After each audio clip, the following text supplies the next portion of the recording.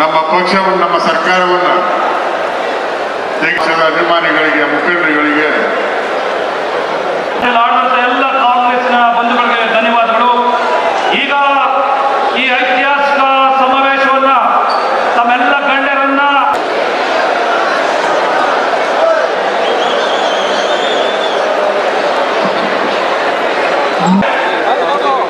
ಸೇವಾದಳದ ಪದಾಧಿಕಾರಿಗಳಿಂದ ಒಂದೇ ಮಾತಾಡ ನಡೀತಾ ಇದೆ.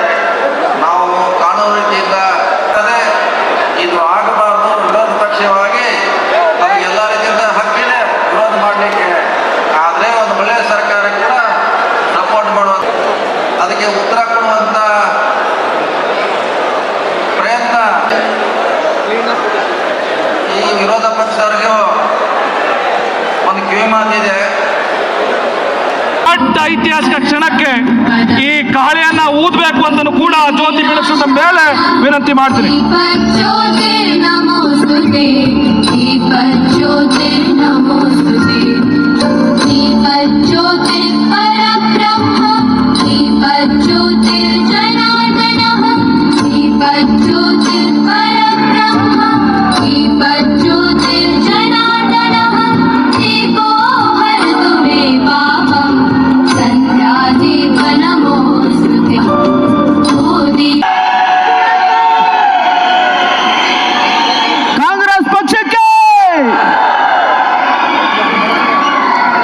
ಈಗ ದಯಮಾಡಿ ಗಣ್ಯರು ಕಹಳೆಯನ್ನ ಮೊಳಗಿಸುವುದರ ಮೂಲಕ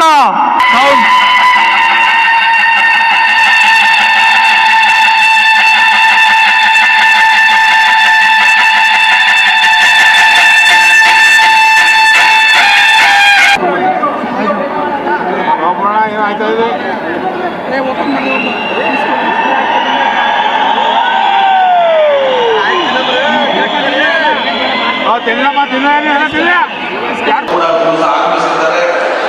ವೇದಿಕೆ ಮೇಲೆ ಆಸೀನರಾದಂಥ ಎಲ್ಲ ಕರ್ನಾಟಕ ಪ್ರದೇಶ ಕಾಂಗ್ರೆಸ್ ಸಮಿತಿಯ ಅಧ್ಯಕ್ಷರು,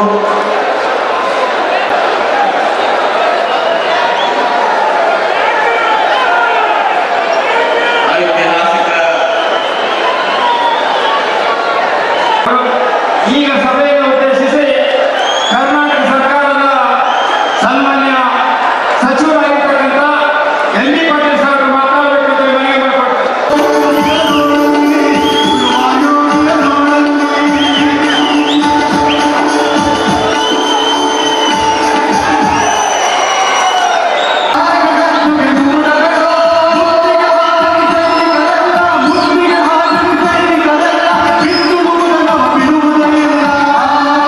हैदराबाद कर्नाटक का दूसरा कोई हिस्सा हो, ये लोग आपके अधिकारों को छीन रहे हैं।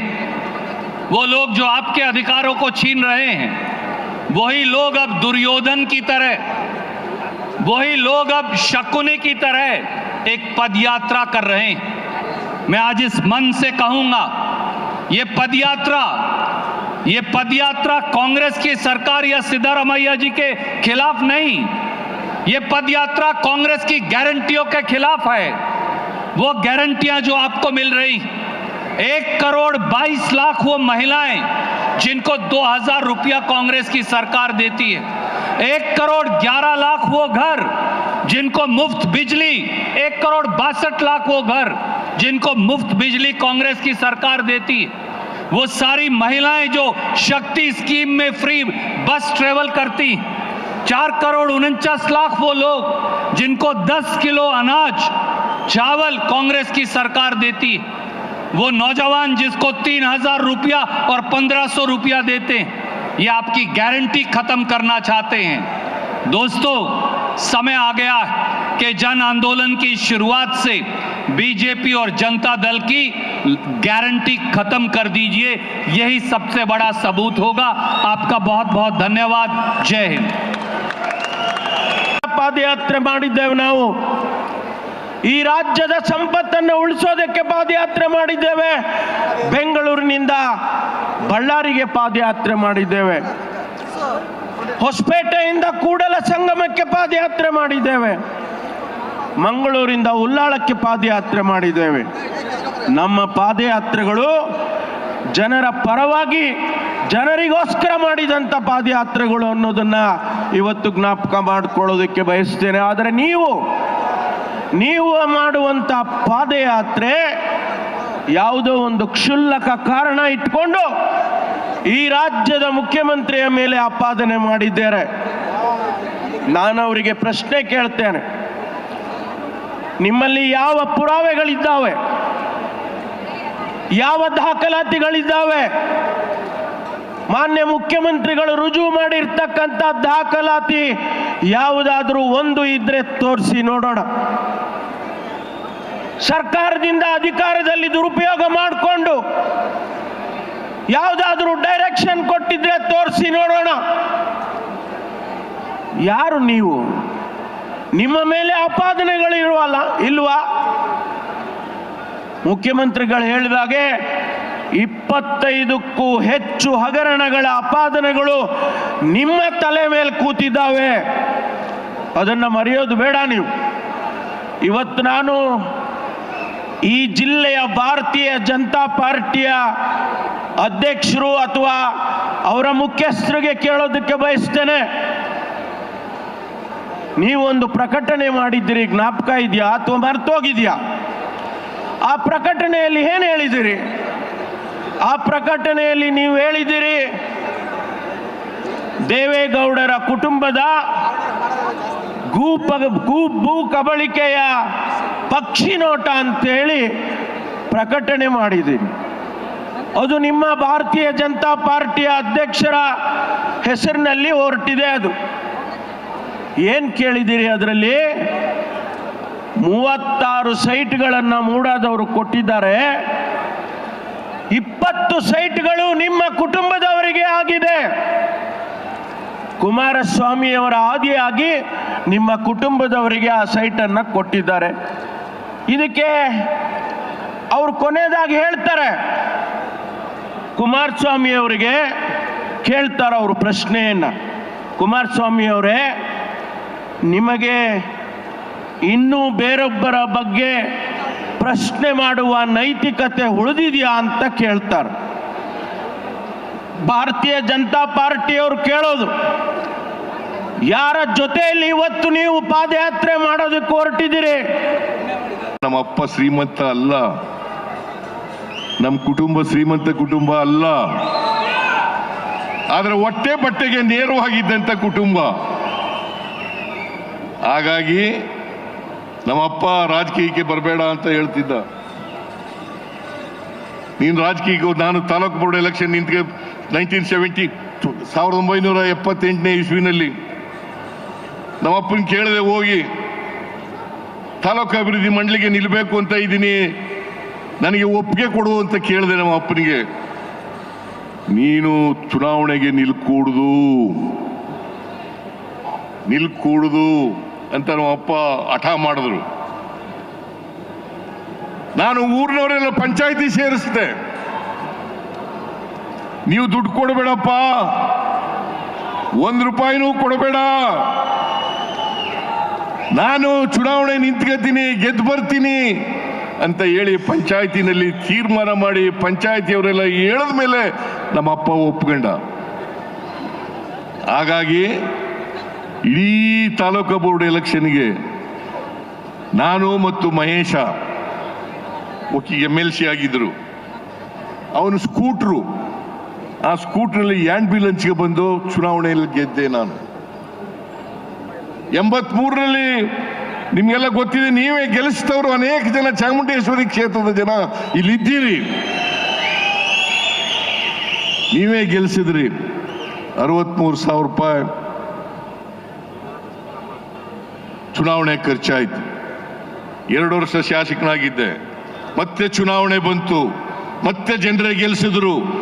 ನನ್ನ 9 ಚುನಾವಣೆಗಳನ್ನು ಕೂಡ ಜನರೇ ಗೆಲ್ಲಿಸಿದ್ದಾರೆ ಹೊರತು ನಾನು ಮನೆಯಿಂದ 1 ರೂಪಾಯಿ ಖರ್ಚು ಮಾಡಿಲ್ಲ.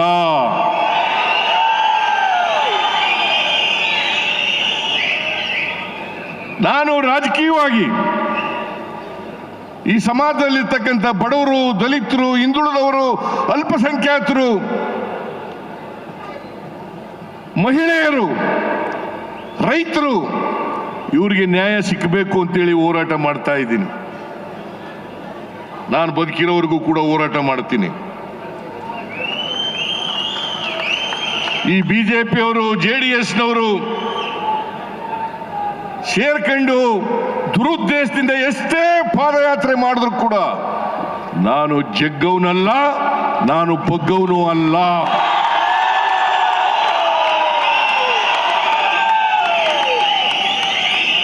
ನಾನು ಜಗ್ಗವನು ಅಲ್ಲ, ಬಗ್ಗವನು ಅಲ್ಲ.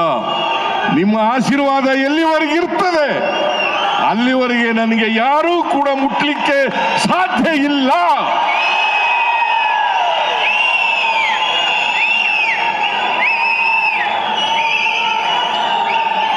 ನಿಮ್ಮ ಆಶೀರ್ವಾದ ಇರೋವರೆಗೆ ನಾನು ಮುಟ್ಟಕ್ಕಾಗುತ್ತಾ? ಈ ಬಿಜೆಪಿಯವರು JDSನವರು ನನ್ನನ್ನು ಅಲುಗಾಡಿಸ್ಲಿಕ್ಕೆ ಆಗುತ್ತಾ? ನಮ್ಮ ಸರ್ಕಾರ ತೆಗೆದಾಕಕ್ಕಾಗುತ್ತಾ? ಯಾಕಂತಂದ್ರೆ ನಾ 2ನೇ ಸಾರಿ ಮುಖ್ಯಮಂತ್ರಿ ಆಗ್ಬಿಟ್ಟಿದ್ದೀನಿ. ದೇವರಾಜ ಅರಸರವರ ನಂತರ ಸಂಪೂರ್ಣ 5 ವರ್ಷಗಳನ್ನ ಪೂರೈಸಿರ್ತಕ್ಕಂಥ ಯಾರಾದರೂ ಮುಖ್ಯಮಂತ್ರಿ ಇದ್ರೆ ಅದು ಸಿದ್ದರಾಮಯ್ಯ ಅಂತಕ್ಕಂಥದ್ದನ್ನ ಕರ್ನಾಟಕದಲ್ಲಿ ತಿಳ್ಕೋಬೇಕಾಗ್ತದೆ. ಅದಕ್ಕೆ ಹೊಟ್ಟೆ ಉರಿ ಅವರಿಗೆ.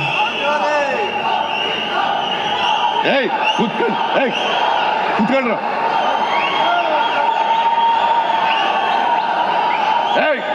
ಕೂತ್ಕೊಂಡ್ರು.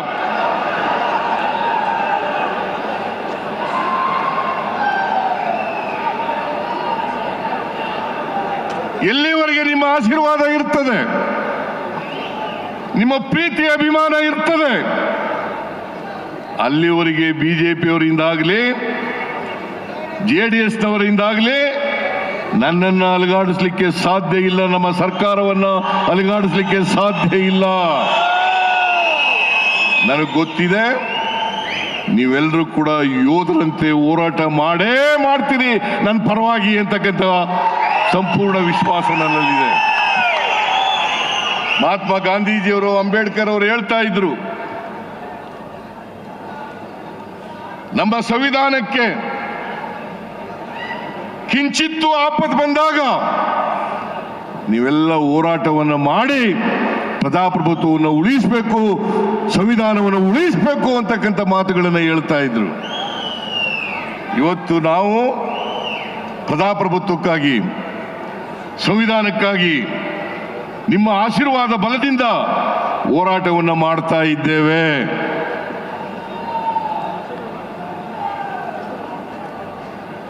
ಈ ಸಾರಿ ವಿಧಾನಸಭೆ ಕರೆದಾಗ ಸುಳ್ಳು ಆರೋಪಗಳನ್ನು ಮಾಡಿ ಮಹರ್ಷಿ ವಾಲ್ಮೀಕಿ ಅಭಿವೃದ್ಧಿ ನಿಗಮದಲ್ಲಿ ಭ್ರಷ್ಟಾಚಾರ ಆಗಿದೆ. ನಾನು ಭ್ರಷ್ಟಾಚಾರ ಆಗಿಲ್ಲ ಅಂತ ಹೇಳಲೇ ಇಲ್ಲ. ಭ್ರಷ್ಟಾಚಾರ ಆಗಿದೆ. ಆದರೆ ವಾಲ್ಮೀಕಿ ಅಭಿವೃದ್ಧಿ ನಿಗಮದಲ್ಲಿ ನಡೆದಿರ್ತಕ್ಕಂಥ ಭ್ರಷ್ಟಾಚಾರಕ್ಕೂ ನಮಗೂ ಸಂಬಂಧ ಇಲ್ಲ. ಫೈನಾನ್ಸ್ ಮಿನಿಸ್ಟರ್ಗೂ ಅದಕ್ಕೂ ಸಂಬಂಧ ಇಲ್ಲ. ನನ್ನನ್ನ ರಾಜಕೀಯವಾಗಿ ತುಳಿಬೇಕು, ಸಿಕ್ಕಿಸ್ಬೇಕು ಅಂಥೇಳಿ ಕುಟಿಲ ಪ್ರಯತ್ನವನ್ನ ಮಾಡಿದ್ರು. ಇಡೀ ಸದನ 10 ದಿನಗಳ ಕಾಲ ಕರೆದಿದ್ದ ನಾವು, 2 ವಾರ ಬರೀ ಇದೊಂದೇ ಇಶ್ಯೂ ಮೇಲೆ ಚರ್ಚೆ ಆಯಿತು. ಏನು ಸಿಗ್ಲಿಲ್ಲ. ಎಲ್ಲ JDSನವರು ಮತ್ತು ಬಿಜೆಪಿಯವರು ನಾವು ಅವ್ರಿಗೆಲ್ಲ ಚರ್ಚೆ ಮಾಡಲಿಕ್ಕೆ ಅವಕಾಶವನ್ನು ಕಲ್ಪಿಸಿಕೊಟ್ಟವು. ಬಹಳ ದೀರ್ಘಕಾಲ R Ashoka leader of the opposition 2 ದಿನ ಮಾತಾಡಿದ್ರು.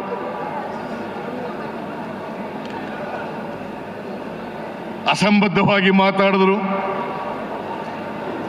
ಯಾವುದೇ ದಾಖಲಾತಿಗಳನ್ನು ಇಟ್ಟುಕೊಂಡು ಚರ್ಚೆ ಮಾಡಲಿಲ್ಲ.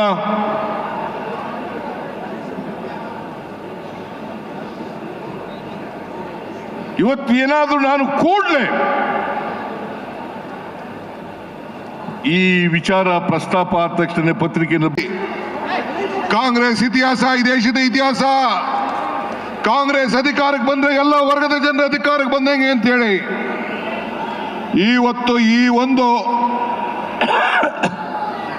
ಜನ ಆಂದೋಲನ ಕಾರ್ಯಕ್ರಮ ಈ ರಾಜ್ಯದ ನಮ್ಮ ಜನತೆಯ ರಕ್ಷಣೆಗೋಸ್ಕರ, ನಮ್ಮ ಸಂವಿಧಾನದ ರಕ್ಷಣೆಗೋಸ್ಕರ ಬಿಜೆಪಿ ಜನತಾ ದಳದವರು ಏನು ನಾವು ಅಧಿಕಾರಕ್ಕೆ ಬಂದಿದ್ದೇವೆ, 136 ಸೀಟು ಸಿದ್ದರಾಮಯ್ಯನವರ ನಾಯಕತ್ವದಲ್ಲಿ DK ಶಿವಕುಮಾರ್ ಅಧ್ಯಕ್ಷತೆಯಲ್ಲಿ ಏನು ಬಂದಿದೆ,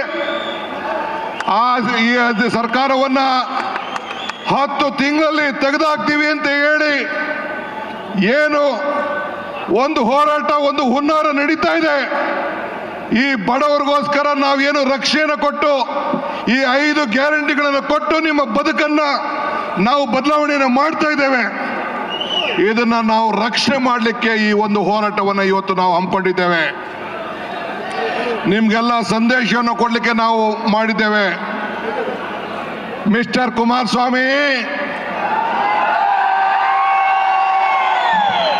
ಮಿಸ್ಟರ್ ಅಶೋಕ, ಮಿಸ್ಟರ್ ವಿಜೇಂದ್ರ, ನೀವು 170, 180 ಜನ ಶಾಸಕರುಗಳನ್ನ ಹಿಂದೆ ಕರ್ಕೊಂಡು ಆಪರೇಷನ್ ಲೋಟಸ್ ಮಾಡಿ ಅನೇಕ ಸರ್ಕಾರಗಳನ್ನ ತೆಗೆದುಹಾಕಿದ್ರಿ. ಕುಮಾರಸ್ವಾಮಿ, ನಿನ್ನ ಮುಖಂಡತ್ವದಲ್ಲಿ 19 ಸೀಟ್ ಮಾತ್ರ ಗೆಲ್ತು. ಈ DK ಶಿವಕುಮಾರ್ ಮುಖಂಡತ್ವದಲ್ಲಿ ಅಧ್ಯಕ್ಷತೆಯಲ್ಲಿ 136 ಸೀಟ್ ಗೆದ್ದಿದೆ. ಈ ಬ್ರಿಟಿಷ್ ಅವರು 200 ವರ್ಷ ಆಳಿದ್ರು ಕೂಡ ಈ ಕಾಂಗ್ರೆಸ್ ತೆಗೆದಾಕಕ್ಕಾಗ್ಲಿಲ್ಲ. ನಿನ್ನ 19 ಸೀಟು ಈ ಬಡ ಜನತೆಯ ಶಕ್ತಿ, ಈ ಕಾಂಗ್ರೆಸ್ ಶಕ್ತಿ. ಇದನ್ನ ನಿನ್ನ ಕೈಲಿ ಇನ್ನ 2 ಜನ್ಮ ತಾಳಿದ್ರು ಕೂಡ ನೀನು ಬಿಜೆಪಿಯವರು ಸೇರ್ಕೊಂಡು ಏನೇ ಕುತಂತ್ರ ಮಾಡಿದ್ರು ನಿನ್ನ ಕೈಲಿ ಮಾಡ್ಲಿಕ್ಕೆ ಸಾಧ್ಯ ಇಲ್ಲ. ಇವತ್ತು ಸಿದ್ದರಾಮಯ್ಯನವರ ರಾಜೀನಾಮೆ ಬೇಕಾ ನಿನಗೆ? ವಿಜೇಂದ್ರ, ಅಶೋಕ, ನಿನಗೆ ರಾಜೀನಾಮೆ ಬೇಕಾ? ಕಲ್ಲು ಬಂಡೆ ಅಂತ ಹೇಳಿ ಮಾಧ್ಯಮದವ್ರು ಹೇಳಿದ್ರು. ಕಲ್ಲು ಪ್ರಕೃತಿ, ಕಡದರೆ ಆಕೃತಿ, ಪೂಜಿಸಿದ ಸಂಸ್ಕೃತಿ. ಈ ಬಂಡೆ ಸಿದ್ದರಾಮಯ್ಯನ ಜೊತೆ ಇದೆ. ಈ ಮಾತನ್ನ ಈ ಸಂದರ್ಭದಲ್ಲಿ ಹೇಳಲಿಕ್ಕೆ ನಾನು ಬಯಸ್ತಾ ಇದ್ದೇನೆ. ಈ ಬಂಡೆ ಜೊತೆ 136 ಜನ ಶಾಸಕರು ಇದ್ದಾರೆ. 1,80,00,000 ಜನ ಮತದಾರರು ಏನು ಮತವನ್ನು ಕೊಟ್ಟಿದ್ದಾರೆ. ಆ ಮತದಾರರು ಸಿದ್ದರಾಮಯ್ಯನ ಜೊತೆ ಇದೆ. ಇದನ್ನ ತಾವು ಗಮನದಲ್ಲಿ ಇಟ್ಕೊಳ್ಬೇಕು. ಆದ್ರಿಂದ ನಿನ್ ಕೈಲಿ ಏನು ಮಾಡ್ಲಿಕ್ಕೆ ಆಗುದಿಲ್ಲ. ಇತಿಹಾಸ ಗೊತ್ತಿದ್ಯಾ? ಬಾಬಾ ಸಾಹೇಬ್ ಅಂಬೇಡ್ಕರ್ ಹೇಳಿದ್ದಾರೆ, ಇತಿಹಾಸ ಮರ್ತವನು ಇತಿಹಾಸ ಸೃಷ್ಟಿ ಮಾಡಲಿಕ್ಕೆ ಸಾಧ್ಯ ಇಲ್ಲ ಅಂತ ಹೇಳಿ. ಇಂದಿರಾ ಗಾಂಧಿ ಅವರು ಹೇಳ್ತಾ ಇದ್ದಾರೆ, ಅವಕಾಶ ನಿನಗೆ ಸಿಕ್ಕುದಿಲ್ಲ, ಅವಕಾಶನ ನೀನೇ ಹುಡ್ಕೊಂಡು ಹೋಗ್ಬೇಕು ಅಂತ ಹೇಳಿ ಇಂದಿರಾ ಗಾಂಧಿ ಅವರು ಹೇಳಿದ್ದಾರೆ. ಹಂಗೆ ನಮಗೆ ಈ ನಿನ್ನ ಪಾಪದ ಯಾತ್ರೆಯನ್ನ, ಪಾಪ ವಿಮೋಚನೆ ಯಾತ್ರೆಯನ್ನ ಮಾಡಿ ನಿಮ್ಗೆಲ್ಲ ಶಕ್ತಿ ತುಂಬುವಂತ ಕೆಲಸನ ಬಿಜೆಪಿಯವರು, ಜನತಾದಳವರು ಮಾಡಿಕೊಟ್ರು. ಅದಕ್ಕೆ ಅವ್ರಿಗೊಂದು ಕೋಟಿ ನಮಸ್ಕಾರ ಹೇಳಲಿಕ್ಕೆ ನಾನು ಬಯಸ್ತಾ ಇದ್ದೇನೆ. ಇವತ್ತು ನೀವು ಏನಾರು ಈಗ ಹಿಂದೆ ಸ್ವಾತಂತ್ರ್ಯ ಹೋರಾಟಕ್ಕೋಸ್ಕರ ದಂಡಿ ಯಾತ್ರೆ ನಡೀತು ಕಾಂಗ್ರೆಸ್. SM ಕೃಷ್ಣರವರು ಕಾವೇರಿಗೋಸ್ಕರ ಪಾದಯಾತ್ರೆ ಮಾಡಿದ್ರು ಮಂಡ್ಯದವರೆಗೂ. ರಾಹುಲ್ ಗಾಂಧಿ ಅವರು ಈ ದೇಶದ ಐಕ್ಯತೆಗೋಸ್ಕರ, ಈ ದೇಶದ ಸಮಗ್ರತೆಗೋಸ್ಕರ, ಈ ಬಡವರಿಗೂ 1,50,00,000 ಜನರಿಗೆ, ಸುಮಾರು 600 ಕೋಟಿಗಿಂತ ಹೆಚ್ಚಿಗೆ ಕರ್ನಾಟಕ ರಾಜ್ಯದ ಜನರಲ್ಲಿ ಸುಮಾರು 80% ಜನರಿಗೆ ಈ ಸೌಲಭ್ಯಗಳನ್ನು ಕೊಟ್ಟು ಸಮರ್ಪಕವಾಗಿ ವಿತರಣೆ ಮಾಡಿ ಜನರಿಗೆ ಮುಗಿಸಿದ್ದೀವಿ. ನುಡಿದಂತೆ ನಡೆದಿದೆ. ಬಹುತೇಕ ಭಾರತದಲ್ಲಿ ಇರುವ ರಾಜ್ಯಗಳಲ್ಲಿ ಇಂಥ ಒಂದು ಕಾರ್ಯಕ್ರಮಗಳನ್ನು ಕೊಟ್ಟಿರುವುದು ಕರ್ನಾಟಕ ರಾಜ್ಯ ಮೊಟ್ಟ ಮೊದಲನೇದಾಗಿದೆ ಅನ್ನೋ ವಿಷಯವನ್ನು ಕೂಡ ನಾನು ತಿಳಿಯಲಿಕ್ಕೆ ಇಷ್ಟಪಡ್ತೇನೆ. ಬಂಧುಗಳೇ, ಅದರ ಜೊತೆಯಲ್ಲಿ ಹಿಂದೆ ಸಿದ್ದರಾಮಯ್ಯನವರು ಮುಖ್ಯಮಂತ್ರಿ ಆಗಿದ್ದಾಗ ಬೆಳಗಾವಿ ಅಧಿವೇಶನದಲ್ಲಿ ಜನಸಂಖ್ಯೆ ಆಧಾರದ ಮೇಲೆ SC ST ಸಮುದಾಯಗಳಿಗೆ 24.1% ಆ ಜನಸಂಖ್ಯೆ ಆಧಾರದ ಮೇಲೆ ಬಡ್ಜೆಟ್ ಅನ್ನು ಕೊಟ್ಟು ಈ ರಾಷ್ಟ್ರದಲ್ಲಿ ಕರ್ನಾಟಕ ರಾಜ್ಯ ಮೇಲ್ಪಂಕ್ತಿಯಲ್ಲಿದೆ ಮತ್ತು ಸಮಾಜದ ಸುಧಾರಣೆಯಲ್ಲಿ ಗಾಂಧೀಜಿಯವರ ಕನಸನ್ನು ನನಸು ಮಾಡುವುದರಲ್ಲಿ, ಬಾಬಾ ಸಾಹೇಬ್ ಅಂಬೇಡ್ಕರ್ ಕನಸನ್ನು ನನಸು ಮಾಡುವುದರಲ್ಲಿ ಮೊಟ್ಟ ಮೊದಲ ರಾಜ್ಯ ಕರ್ನಾಟಕ ರಾಜ್ಯ ಆಗಿದೆ ಅನ್ನೋದನ್ನ ಹೇಳಕ್ಕೆ ನಾನು ಇಷ್ಟಪಡ್ತೇನೆ. ಬಂಧುಗಳೇ, ಚುನಾವಣೆಯ ಮುಂದೆ ಐಕ್ಯತಾ ಸಮಾವೇಶವನ್ನು ಮಾಡುವುದರ ಮುಖಾಂತರ ಡಾಕ್ಟರ್ ಪರಮೇಶ್ವರ್ ಅವರು, ನಾನು, ಮಹದೇವಪ್ಪನವರು, ಪ್ರಿಯಾಂಕಾ ಅವರು, ಪರಮೇಶ್ವರ ನಾಯ್ಕು, ಸತೀಶ್ ಜಾರಕಿಹೊಳಿ ಅವರು, ಉಗ್ರಪ್ಪನವರು, ಭೀಮಾ ನಾಯ್ಕ ಅವರು, ನಾವೆಲ್ಲರೂ ಕೂಡ ಆಂಜನೇಯವರು, ತಿಮ್ಮಾಪುರವರು ಐಕ್ಯತಾ ಸಮಾವೇಶವನ್ನು ಮಾಡಿ ಒಂದು ಸಂದೇಶವನ್ನು ಕೊಟ್ಟರು. ಈ ರಾಷ್ಟ್ರದಲ್ಲಿ ಸಂವಿಧಾನವನ್ನು ರಕ್ಷಣೆ ಮಾಡಬೇಕಾದ್ರೆ, ಪ್ರಜಾಪ್ರಭುತ್ವ ಉಳಿಬೇಕಾದ್ರೆ ನಾವೆಲ್ಲರೂ ಒಗ್ಗಟ್ಟಾಗಿರಬೇಕು. ಈ ಸಂವಿಧಾನವನ್ನು ರಕ್ಷಣೆ ಮಾಡಬೇಕು. ಈ ಸಂವಿಧಾನ ರಕ್ಷಣೆ ಮಾಡದಿದ್ರೆ ಶೋಷಿತ ವರ್ಗಗಳ ಬದುಕಿಗೆ ಅವಕಾಶ ಇರೋದಿಲ್ಲ. ಮತ್ತೆ ಮನುಧರ್ಮಶಾಸ್ತ್ರ ಜಾರಿಗೆ ಬರ್ತದೆ. ನಾವೆಲ್ಲರೂ ದೀರ್ಘಕಾಲವಾಗಿ ಇರಬೇಕಾಗ್ತದೆ ಅನ್ನೋ ಕಾಲ ಬಹಳ ದೂರ ಇಲ್ಲ. ಅದಕ್ಕೆ ನಾವೆಲ್ಲವನ್ನು ಮರೆತು ಒಗ್ಗಟ್ಟಾಗಿದ್ದು ಕಾಂಗ್ರೆಸ್ ಪಕ್ಷವನ್ನು ಅಧಿಕಾರಕ್ಕೆ ತರಬೇಕು ಅಂತ ಒಂದು ತೀರ್ಮಾನವನ್ನು ತೆಗೆದುಕೊಂಡು ಆ ತೀರ್ಮಾನದಂತೆ ಐಕ್ಯತಾ ಸಮಾವೇಶ ಅತ್ಯುತ್ತಮ ರಿಸಲ್ಟ್ ಅನ್ನು ಕೊಡ್ತು. 136 ಸೀಟನ್ನು ಪಡೆಯಬೇಕಾದ್ರೆ ಇದು ಬಹಳ ಮುಖ್ಯವಾದಂಥ ಪಾತ್ರ ಅನ್ನೋದನ್ನ ನಾವು ಕೂಡ ತಿಳ್ಕೋಬೇಕಾಗ್ತದೆ. ಎಲ್ಲೋ ಒಂದು ವಿಷಯವನ್ನ ಇಲ್ಲಿ ಎಲ್ಲರ ಗಮನಕ್ಕೆ ತರಕ್ಕೂ ನಾನು ಇಷ್ಟಪಡ್ತೇನೆ. ಈ ಕಾರ್ಯಕ್ರಮವನ್ನು ಉದ್ಘಾಟನೆ ಮಾಡಿದಂಥವರು AICC ಅಧ್ಯಕ್ಷರಾಗಿ ನಮ್ಮೆಲ್ಲರ ನೆಚ್ಚಿನ ನಾಯಕರು ಮಲ್ಲಿಕಾರ್ಜುನ ಖರ್ಗೆ ಅವರು ಇದರಲ್ಲಿ ಭಾಗವಹಿಸಿದರು. ಜನರಲ್ ಸೆಕ್ರೆಟರಿ ಆಗಿ ನಮ್ಮ ಸುರ್ಜೇವಾಲ ಅವರು ಕೂಡ ಭಾಗವಹಿಸಿದರು. ಹಿಂದಿನಿಂದಲೂ ಇವತ್ತಿನವರೆಗೆ ಬರೀ ಕರ್ನಾಟಕದಿಂದ 4.5 ಲಕ್ಷ ಕೋಟಿ ರೂಪಾಯಿ ತೆರಿಗೆ ತಗೊಂಡು ಬರೀ 50,000 ಕೋಟಿ ರೂಪಾಯಿ ಕೊಡ್ತಾ ಇದ್ದಾರೆ. ಇದು ಘೋರ ಅನ್ಯಾಯ. 15 ಹಣಕಾಸು ಯೋಜನೆಯಲ್ಲಿ ನಮಗೆ ಬರಬೇಕಾದಂತ ಹಣ ಬರ್ತಾ ಇಲ್ಲ. ಇವತ್ತು ನಮಗೆ ಬರ ಪರಿಹಾರ, ಪ್ರವಾಹ ಪರಿಹಾರಕ್ಕೆ ನಾವು ಸುಪ್ರೀಂ ಕೋರ್ಟ್ ಹೋಗಬೇಕಾಗಿತ್ತು. ರೈತರೆಲ್ಲರೂ ಅನೇಕ ರೀತಿಯಲ್ಲಿ ಕಷ್ಟ ಅನುಭವಿಸಿದ್ರು. ನ್ಯಾಯಯುತವಾಗಿ ನಮಗೆ ಕೊಡುವಂತ ಹಣ ಸುಪ್ರೀಂ ಕೋರ್ಟ್ ತಾಕೀತು ಮಾಡಿದ ಮೇಲೆ ಕೊಟ್ಟಿದ್ದಾರೆ. ನಾವು ಅನೇಕ ನೀರಾವರಿ ಯೋಜನೆಗಳು ಅಲ್ಲಕ್ಕೆ ಅರ್ಧಕ್ಕೆ ನಿಂತ್ಕೊಂಡು ಬಿಟ್ಟಿದ್ದಾವೆ. ಇವತ್ತು ಈ ರೀತಿಯಲ್ಲಿ ಏನು ಕೇಂದ್ರದ ಬಿಜೆಪಿ ಸರ್ಕಾರ ಕರ್ನಾಟಕ ರಾಜ್ಯದ ಜನರಿಗೆ ಮೋಸ ಮಾಡಿದ್ದಾರೆ, ಅನ್ಯಾಯ ಮಾಡಿದ್ದಾರೆ, ದ್ರೋಹ ಮಾಡಿದ್ದಾರೆ.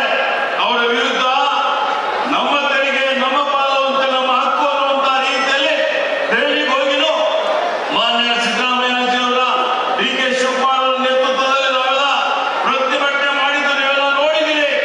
ಹೀಗಾಗಿದು ಅವರಿಗೆ ಎಚ್ಚರಿಕೆ ಕೊಡುವಂತ ರೀತಿಯಲ್ಲಿ ಈ ಜನಾಂದೋಲನ ಕಾರ್ಯಕ್ರಮ ಮಾಡ್ತಾ ಇದ್ದೇವೆ. ಅದರ ಜೊತೆಯಲ್ಲಿ ಇವತ್ತು ಬ್ರಹ್ಮಾಂಡ ಭ್ರಷ್ಟಾಚಾರದಲ್ಲಿ ತೊಡಗಿರುವಂತಹ JDS ಮತ್ತು ಬಿಜೆಪಿಗಳು ಭ್ರಷ್ಟಾಚಾರಿಗಳು, ಭ್ರಷ್ಟಾಚಾರಕ್ಕಾಗಿ, ಭ್ರಷ್ಟಾಚಾರಕ್ಕೋಸ್ಕರ, ಭ್ರಷ್ಟಾಚಾರದ ವಿರುದ್ಧ ಇವತ್ತು ಅವರೇನು ಪಾದಯಾತ್ರೆ ಮಾಡ್ತಾ ಇದ್ದಾರೆ, ಇದು ಹಾಸ್ಯಾಸ್ಪದ ಅನ್ನುವಂತ ಮಾತನ್ನು ಕರ್ನಾಟಕದ ಜನ ತಿಳಿದುಕೊಂಡಿದ್ದಾರೆ. ಈಗಾಗಲೇ ಜನ ಈ ಪಾದಯಾತ್ರೆಯನ್ನು ತಿರಸ್ಕಾರ ಮಾಡಿದ್ದಾರೆ. ಯಾವ ಉದ್ದೇಶಕ್ಕಾಗಿ ಮಾಡ್ತಾ ಇದ್ದಾರೆ, ಯಾವ ಪುರುಷಾರ್ಥಕ್ಕಾಗಿ ಮಾಡ್ತಾ ಇದ್ದಾರೆ, ಅವ್ರ ಹತ್ರ ಏನ್ ದಾಖಲೆಗಳಿದ್ದಾವೆ, ಏನ್ ಪುರಾವೆಗಳಿದ್ದಾವೆ, ಅವರೇ ಇದ್ದಂತ ಸಂದರ್ಭದಲ್ಲಿ ಇವತ್ತು ಅವ್ರ ಕಾರ್ಯಕಾಲದಲ್ಲಿ ಆಗಿದಂತ ಅನೇಕ ಹಗರಣಗಳಿದ್ದಾವೆ. ಅವರೇ ಉತ್ತರ ಕೊಡಬೇಕು. ಇವತ್ತು ನೋಡಿ, ಕರ್ನಾಟಕ ರಾಜ್ಯದ ಜನ